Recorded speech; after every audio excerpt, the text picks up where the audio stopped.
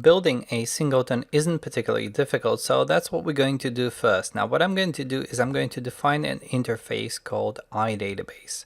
So this interface is going to define a single operation for getting the population of a capital city. So we're going to have get population of some city.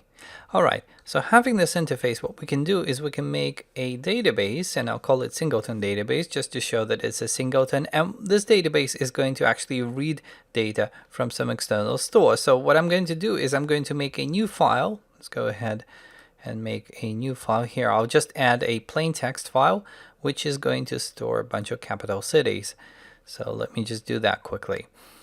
Alright, Visual Studio is taking its time as always, so go into General and then I'll go into text file. So we're going to have a file called capitals.txt, and this is where I'll put a bunch of capital names as well as their population numbers. Okay, so having this text file, what I'm going to do is I'm going to just go into properties to make sure it gets copied to the output directory. So let's do that. Copy if newer, let's pick. Okay, so now we have this text file and we can actually read it in our database, and you can think of our database as a real life database access component. So I'm going to have a singleton database. I could have just called it a database, but I want to show that it's a singleton implementation, which is an iDatabase. So it has to implement this interface, and what we're going to do in the constructor to this database is we're actually going to read that file. So we're going to initialize the database by reading the names of all the capitals. So we need a variable here somewhere, like a private dictionary from string to int. So that would be from the capital name to the population. We'll call it capitals, like so. And then in here I'll just write line that we're initializing database like so. I seem to have some sort of error here. Let's see why that. Oh yeah, we're in the wrong location. So this has to go into, and of course Visual Studio once again with this formatting selection. Oh look, it's like almost crashing now. Okay, so let's stick that in here, and then of course the right line goes into a constructor of some kind. So let's make a constructor. So we're initializing the database. What I'm going to do is just read all the lines from the file, then take them pairwise, and I've got a couple of I'm actually using a couple of nugget packages here. So I'm using more link, for example, so I can buffer the elements together. So I'm going to say capitals equals, and then I'll file.read all lines. Okay, so I'm going to read all the lines, and what we're reading is capitals.txt, and then of course I'm going to batch them in pairs, so batch 2, and then I'm going to call to dictionary because that's what we want. We want a dictionary of some kind. So here I'm getting a list of elements with 2 elements in it, so I make a key. So if I have a list, then the key is the first element trimmed. I think I have a bunch of spurious spaces in there, so I'll say list.element at 0 dot trim. So that's the name of the capital, and then for the value of the dictionary I'll say list dot element at 1, and then that has to be parsed as an integer, so in dot parse. Not going to catch any exceptions here. I'll assume that all the data is correct. So that's the initialization of our capitals. So you can think of it like a read from a normal database, and then what we're going to do is we're going to provide some sort of public API for actually getting the population of a particular city. So I'm going to have public int get population given the name of a city, and we simply return capitals at this particular name. Once again, I'm not doing any kind of error checking. Okay, so let's get rid of this since I've just done it. Right, so we have this interface for a database, and what we can now do is we can now maybe start using it. So we can say var_db equals new, and then the singleton database. Now, of course, the whole point of this exercise is to make a singleton. So we're arguing that we don't need multiple instances of the database. Why? Well, because every time you make a database, you make a read from this file, and there is no point. The file isn't changing, so why not just read it once?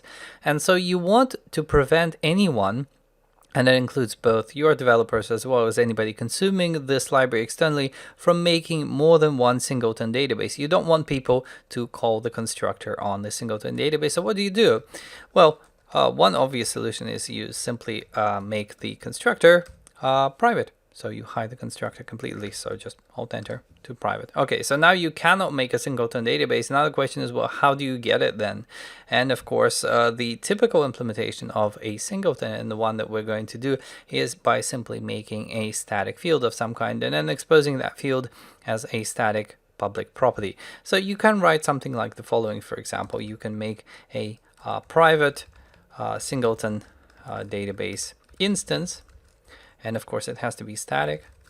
Private static singleton database instance equals new singleton database, something like this, for example. And then whenever somebody wants it, you have a public static instance which returns instance, something like this. And then of course I forgot the name once again, so that has to be a singleton database.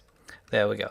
So this is how you can both initialize and expose a single instance. So now nobody can make more than one instance because there is no way of actually calling the constructor, because the constructor is private. So there's no way of constructing a singleton database, but you can get it by using something like this: var_db equals singleton database.instance, and then you can operate on db because that gives you the appropriate reference, and you can get the population of some city, for example. So this works, and it works to some degree. The only thing which we can do to improve this situation is we can make the construction of the singleton database lazy. Now the question is, why would you want to do that? And the answer is, well, because you might not even need the list of capital. So let's suppose you don't need any of this. You're still going to be paying the price of actually performing the initialization here, performing the static initialization, because this constructor causes you to read a file, or in the real world it will cause you to read the database maybe, and that's something you want to avoid if the client doesn't actually need it. So what you can do here is you can change things a little bit. So instead of having a singleton database, you can have something like a lazy singleton database. Remember, we have the system.lazy class, which instead of taking the assignment, what it does is it lets you initialize a new lazy construct where you pass in a lambda for the initialization. So you pass in a lambda which makes a new singleton database. So this way, instead of returning instance, you return instance.value, and this construct allows you to only create the singleton database when somebody accesses the instance, because that's when you get the value, and that's where the lambda that you passed in actually gets invoked. So that's a lazy way of creating the database. And now what we can do is we can actually start consuming it.